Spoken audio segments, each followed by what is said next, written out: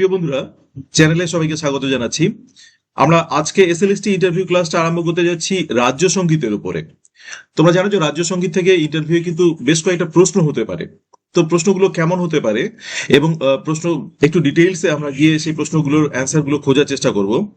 চলো একটু দেখে নিই। রাজ্য সঙ্গীত নিয়ে আমরা যে কয়েকটা প্রশ্ন মেইনলি জোর দেবো সেটা হচ্ছে, দেখো এই রাজ্য সঙ্গীতের রাগ বা তাল কিসের উপর ভিত্তি করে রচিত, তারপরে এই রাজ্য সঙ্গীতটি আগে কি নামে পরিচিত ছিল, তারপর কতক্ষণ অবধি এই রাজ্য সঙ্গীতটি গাওয়া যেতে পারে, আর কত সালে রাজ্য সঙ্গীত হিসাবে গৃহীত হয়, তারপরে কোন আন্দোলনে এই রাজ্য সঙ্গীতটি জনপ্রিয় হয়, বা সে সময় বড়লাট কে ছিল কোন সেই আন্দোলনটার সময়। তো এই প্রশ্নগুলো তো থাকছেই, তার সঙ্গে সঙ্গে কয়েকটা কমন প্রশ্নও থাকবে। পশ্চিমবঙ্গের রাজ্য সঙ্গীত কি? রবীন্দ্রনাথ ঠাকুরের লেখা বাংলার মাটি বাংলার জল গানটি পশ্চিমবঙ্গের রাজ্য সঙ্গীত, এটা আমাদের জানাই আছে, আমরা এটা সম্পর্কে জানি। এবার চলো আগে গানটা দেখে নিই এবং আমাদের যে রাজ্য সঙ্গীতের যে অংশটুকু আছে সেটা যদি নিয়ে একটু আলোচনা করি, তোমাদের প্রশ্নগুলো বুঝতে সুবিধা হবে। তো চলো আগে দেখে নিই।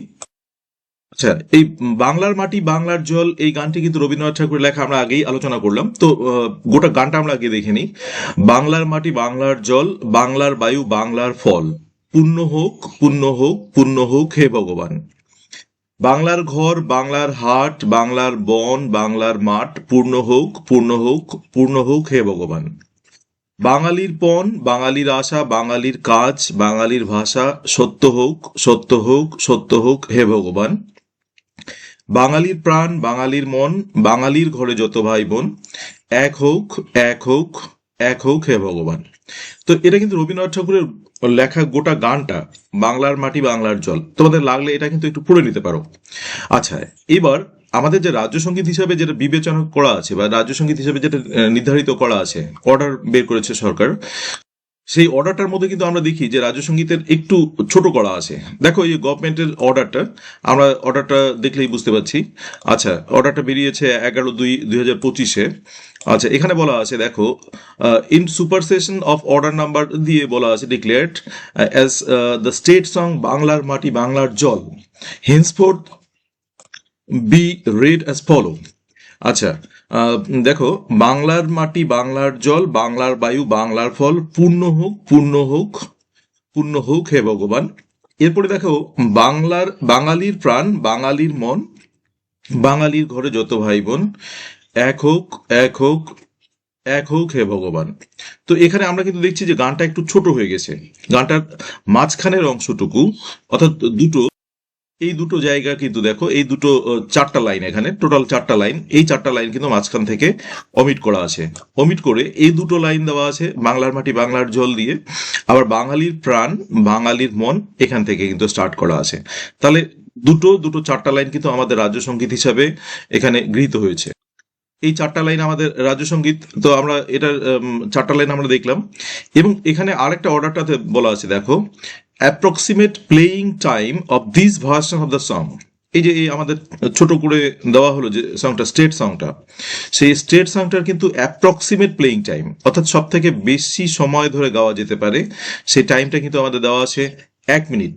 দেখো ইজ 1 মিনিট, অর্থাৎ 1 মিনিটের বেশি এই গানটাকে গাওয়া যাবে না, স্টেট সং বা রাজ্য সঙ্গীতটাকে গাওয়া যাবে না।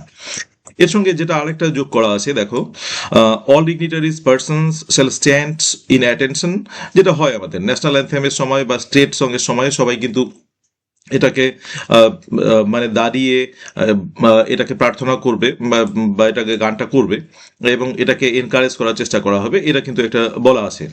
আচ্ছা, তাহলে আমরা বুঝতেই পারছি যে এখান থেকে চারটা লাইন জিজ্ঞেস করতেই পারে কিন্তু, যে দেখো বাংলার মাটি বাংলার জল গানটা করো, তো সেখানে তুমি এই গানটা করলে এবং এর মধ্যে কতটুকু অংশ আমাদের রাজ্য সঙ্গীত হিসাবে গৃহীত, সেটা কিন্তু আমরা তখন এই জায়গাটা বলে দেবো।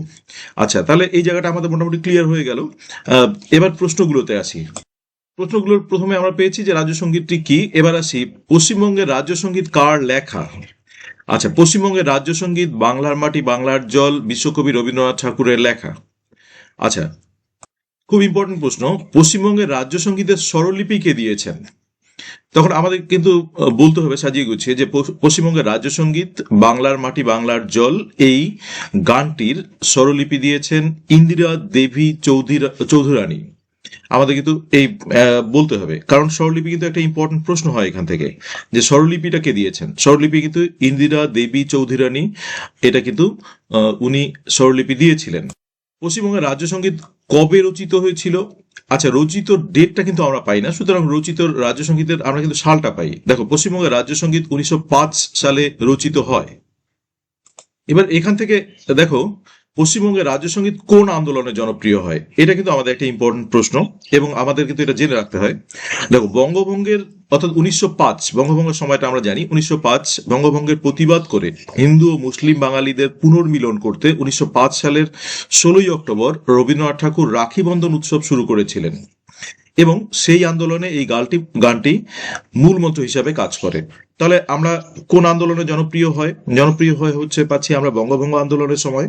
এবং মূল উদ্দেশ্য ছিল কিন্তু একটা ঐক্য তৈরি করা, ঐক্য কাদের মধ্যে, যে হিন্দু এবং মুসলিম বাঙালিদের মধ্যে একটা পুনর্মিলন হিসাবে তৈরি করা, এবং সেখানে কিন্তু একটা রাখি বন্ধন উৎসব হয় উভয় সম্প্রদায়ের মধ্যে বা উভয় ধর্মের মধ্যে। সেখানে কিন্তু এই গানটা মূল মন্ত্র হিসাবে কাজ করে, এবং সেই আমাদের বঙ্গভঙ্গ আন্দোলনের সময় কিন্তু এই আমাদের রাজ্য সঙ্গীতটা, আমাদের এই বাংলার মাটি বাংলার জল, যেটা এখন রাজ্য সঙ্গীত হিসাবে গৃহীত, সেটা কিন্তু জনপ্রিয় হয়ে ওঠে। আচ্ছা, এখানে কিন্তু আরেকটা প্রশ্ন সঙ্গে সঙ্গে আসতে পারে, যে এই বঙ্গভঙ্গ আন্দোলনের সময় আমাদের বাংলার ইংরেজ শাসক কে ছিলেন? তখন আমাদের কিন্তু প্রশ্নটার অটোমেটিক্যালি অ্যান্সার আসবে, বা আমাদের উত্তরটা দেওয়া উচিত, যে বঙ্গভঙ্গের সময় আমরা জানি যে লর্ড কার্জন ছিলেন। বা কত সালে বাংলার মাটি বাংলার জল বাংলার বায়ু বাংলার ফল পশ্চিমবঙ্গের রাজ্যের সরকারি রাজ্য সঙ্গীত হিসাবে ঘোষণা করা হয়? অ্যান্সারটা দেখো, 2023 সালের 7ই সেপ্টেম্বর এটিকে, অর্থাৎ বাংলার মাটি বাংলার জল এই সঙ্গীতটিকে পশ্চিমবঙ্গের সরকারি রাজ্য সঙ্গীত বা অফিসিয়াল স্টেট অ্যানথেম হিসাবে ঘোষণা করা হয়।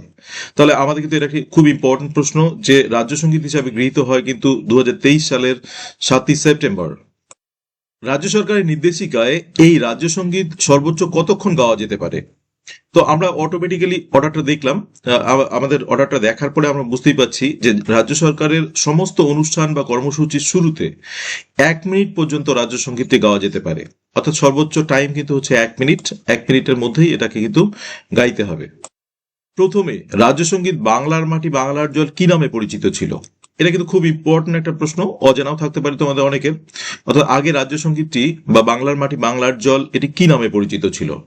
তাহলে আগে বা প্রথমে রাজ্য সঙ্গীতটি বাংলার মাটি বাংলার জল এই গানটি রাখি সঙ্গীত নামে পরিচিত ছিল। তাহলে এটা কিন্তু যেহেতু রাখি উৎসবের জন্য গান করা হয়েছিল, তাই এটার নাম ছিল রাখি সঙ্গীত। আরেকটা ইম্পর্টেন্ট, এটাও অজানা থাকতে পারে দেখো অনেকের, রাজ্য সঙ্গীত বাংলার মাটি বাংলার জল কি রাগ ও তালের উপর ভিত্তি করে রচিত? দেখো, রাজ্য সঙ্গীত বাংলার মাটি বাংলার জল গানটি কীর্তন রাগ, এখানে দেখো কীর্তন রাগ, এবং তালটা কি, এবং একতাল তালের উপর ভিত্তি করে রচিত হয়েছিল। এটা কিন্তু খুব ইম্পর্টেন্ট প্রশ্ন, জেনে রাখতে হবে। তাহলে হচ্ছে রাগটা হচ্ছে কীর্তন রাগ, এবং তালটা হচ্ছে এক তাল। তো এই প্রশ্নগুলোই ছিল আমাদের আজকে রাজ্য সঙ্গীত নিয়ে কিছু ইম্পর্টেন্ট প্রশ্ন। Thank you for watching the video. Please subscribe the channel. Let's learn blooming birds and stay tuned.